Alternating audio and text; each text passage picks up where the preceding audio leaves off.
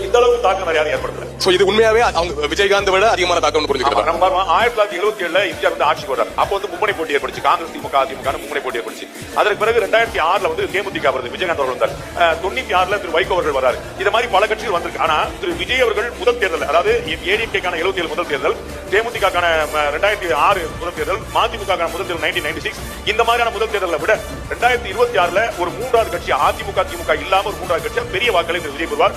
அந்த அளவுக்கு ஓட்டு இன்னொரு கட்சி தமிழ்நாட்டில் வாங்கினதுல அதிமுக திமுக தவிர முதல் எலெக்ஷன்லயே ஃபர்ஸ்ட் எலெக்ஷன். இப்ப எனக்கு இது எப்படி போட்டு பாத்தீங்கன்னா, நீங்கள் சொன்ன கன்னியாகுமரி மாவட்டத்திலயோ உங்களுடைய வாக்கு உட்பட பல விஷயங்கள்ல விஜய் ஏற்படுத்தக்கூடிய தாக்கம் இதுக்கு முன்னாடி யார் ஏற்படுத்தல. சிறுபான்மை வாக்குகள் வந்து எப்பவுமே டிஎம்கே அலையன்ஸ்க்கு அப்படியே மாஸ் ஆகும். என் மாஸ் ஆகும். ஏன் அப்படின்னா அங்கதான் திமுக இருக்கு, அங்கதான் காங்கிரஸ் இருக்கு, அங்கதான் கம்யூனிஸ்ட் இருக்கு, அங்கதான் மதிமுக இருக்கு, அங்கதான் விடுதலை. சோ யாருக்கெல்லாம் சிறுபான்மை மக்கள் வாக்களிக்க வாய்ப்பு உண்டோ அத்தனை பேர் ஒரு கூட்டணியில. அப்புறம் இந்த பக்கம் ஏடிஎம்கே பிஜேபி இருக்கு. அந்த பக்கம் போக வாய்ப்பு இல்லாம இந்த முறை விஜய் அவர் வந்து நான் ஒரு ஜோசப் விஜய், ஆமா உனக்கு என்ன பிரச்சனை நேரடியா கேட்டவனால சிறுபான்மை மக்கள்கிட்ட பெரிய தாக்கத்தை ஏற்படுத்திருக்கு. அதனால அவர் ஏடிஎம்கே ஓட்ட மட்டும் பலபான்னு சொல்ல முடியாது, டிஎம்கே ஓட்டை சேர்த்தே